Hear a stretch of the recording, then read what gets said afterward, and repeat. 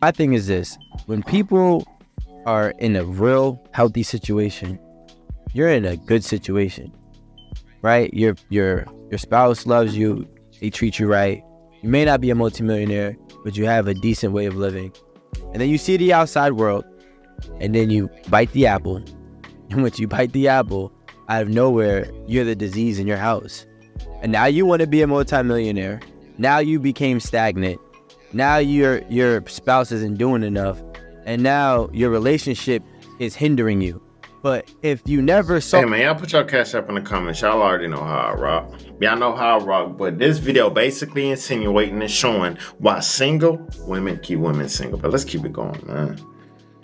Oh, and compared your life to those whoever else that you're seeing, you would be happy. Can I answer that with really one simple, and I'm not saying that I agree with this, but I think the response is, when you know better, you do better.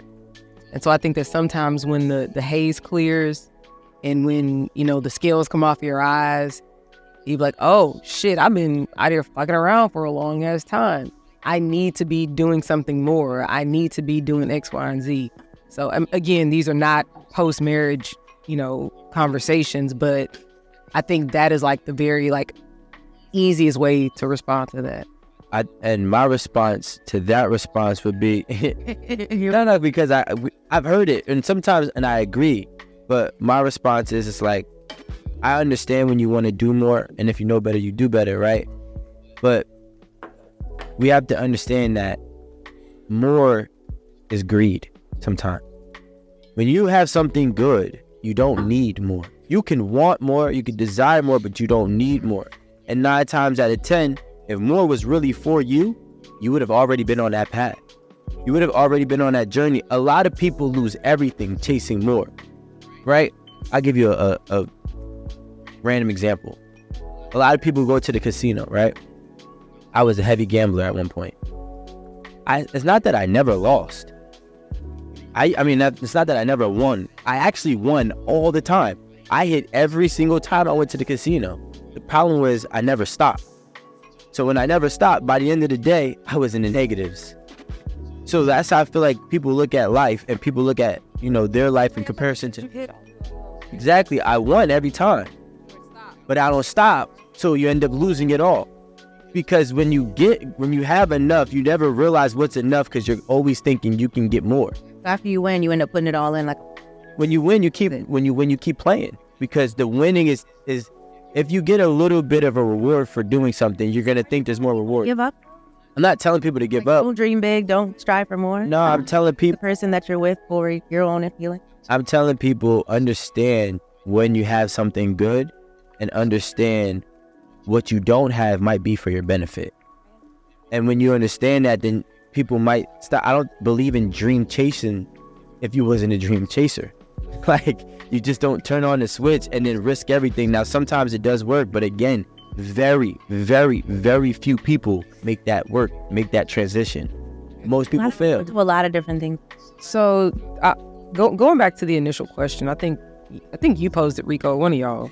Hey, I'll see this quote from Warren Buffett up in the comments. It basically says this, man: never risk what you have for what you don't have and don't need. That's how you lose it all. That's how you lose it all. So that's essentially what Rico is basically saying. He said, if you are good, don't try to strive for so much and end up losing everything you have when that thing that you were striving for, you didn't even need or didn't even really want. You just wanted to be greedy. That's just the whole point. About marriage and are we going down the wrong path thinking that it's a love thing? I think what the proven concept is having a commitment to something. And I think the something is the marriage, not necessarily the person. So it's okay, we're going to agree to be partners for the rest of our lives, right? And so you're not necessarily committed to that person. You're committed to being in a partnership that includes that person. So I think that is what the proven concept is. So it doesn't matter. So you could be in there for feelings, for money, for support, for to have a trophy wife, whatever, it could be for any reason, but it's about being in the partnership. And so I think that's what the proven concept is, because we all know that feelings fade, love fades, sexual desires fade, all of that stuff. So Goes away. money's not there. So all these different reasons that people may enter into a marriage, all those things can change. So that because you've predicated your involvement in that relationship on those different things. But if you predicate your involvement on being committed to the partnership, I think it's very different. And I think that's what the proven concept is. And I agree. And I actually meant to tap onto that part in a way before when I was speaking about what you said. But realistically, the proven concept back in the day when we talked about marriage back then was equal investment. So investment commits you, right? And I think that's one thing that we realize. Like, I feel like nobody has anything.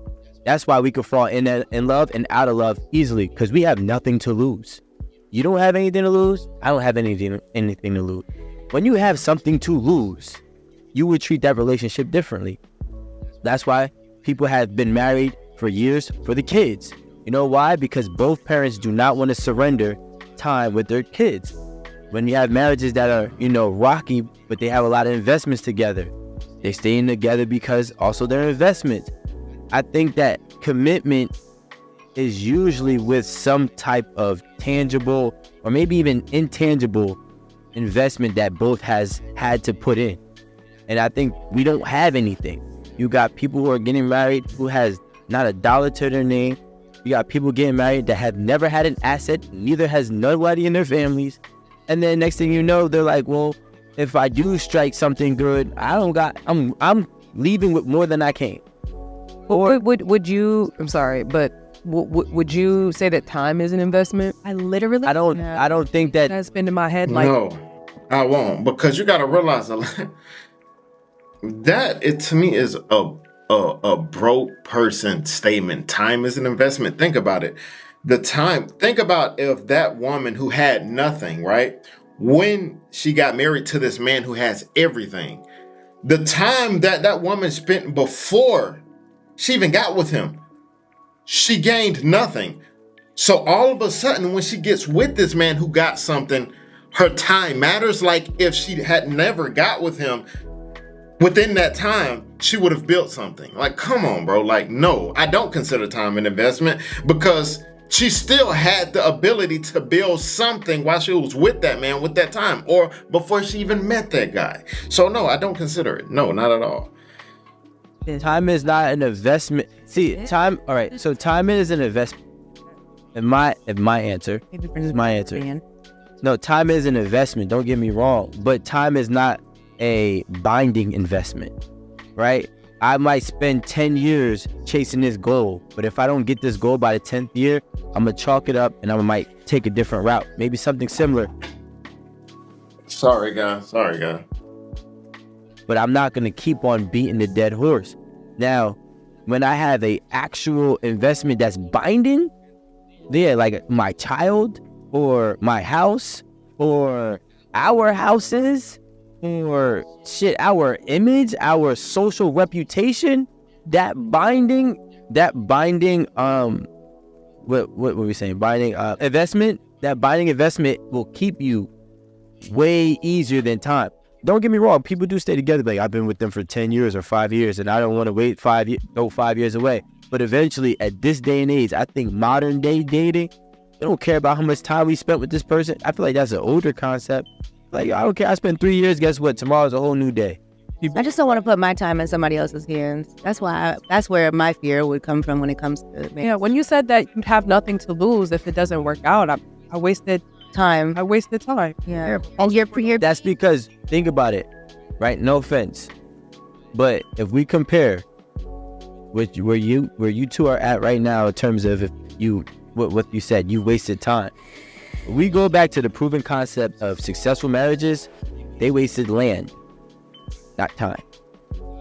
Your time might come and your time might go, but that land has to go to the child, then has to go to the grandchild, so on and so forth. That land, that asset, that property that they own and that they combined is going to last longer than your time. And when we see the bigger vision in that, then we'll understand, okay, my time is not nowhere near as important as our assets, especially if we're trying to build generational wealth. Like, okay, so say your end goal is marriage and kids, Right. and you spent 5 years with someone and that wasn't the end result. So now you have to take some more time, do some healing, get over that heartbreak and get to know somebody else and get some time in with somebody else before you can make that an end goal in that relationship. There's a lot of good women that are they're not it right now. So you guys are just looking over them and they're not getting married, and it is what it is. It's not, you're picking the girls that are outside of the club and then mad that they're outside of the club. I don't see them getting married. There's only 2% of them getting married. The thing is, you're overlooking the ones that you should be marrying. That's not nobody's fault but yours. No. That's not true. The ones that we want, a lot of times they not looking for guys like the ones who's pursuing them. It's not really the guys. They're getting pursued, but they're just not choosing us. You know what I'm saying? So the good women, a lot of times, which quote unquote, the good women don't choose the women. That's why they have so many freaking men in their inbox, great men that they have not even looked at or considered. It's not the fact that we're not pursuing them. No, we always pursuing the woman. You know, it's the fact that they're not even considering that type of guy. The thing is, I mean, if we go, You want the baddest bitch. we don't want them. We just want it. And when y'all always bring up the club, right? Because you go to the club one time and you see bad bitch, right? You're not gonna talk to her because what? You assume that she be here every night? No, you came here just like she came here. Yeah. You might still love it. Yo, listen, because the thing is, you start getting the real reports. Oh my. And when you get the real reports, you be tight because you be like, I love her and I wasted time. Okay, it's not like it's the new girls. Women get the same reports. We know all the stuff. We know every little thing. Yeah, but we don't care. We gonna stick to stop. Y'all care. Like, Bartender gonna tell me your ass be in here 3 times, Sometimes you just 3 times a week. yeah. But that's the problem. You talk to all the girls. So do we all? So my question is, do we have? I'm gonna say we as in us, like here. Who the black? But I'm just saying we as in people. Do we even have something worth to exchange?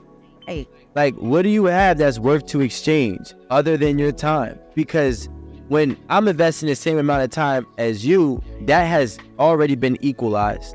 Outside of our time, when we start to understand, okay, I'm investing this, and this, and not just my time, then you can understand, like, all right, this is something that I'm really going to be committed to. But once I feel like nobody values time the way that we know how valuable time is. We don't value it. Yeah. You know when time is a waste is when one person in the relationship is investing their time into the relationship and the other person is just, it's just nothing for them. They Along for the ride. Exactly. They're just along for the ride. So it's easy for them to be like, okay, I don't want to do this anymore. And one person feels like their time has been wasted. And then that's why I'm saying, Because you're not All right, gonna- y'all tell me what y'all think about that video in the comments, man. Y'all go subscribe to 8 at the Table. I have the link in the description. Y'all go support them, help them get to 200,000 subscribers, man. But thank you guys for watching the video, man. Y'all go follow me on Instagram at 200_acres. Always remember, be safe out there, kings. Let's get it, man.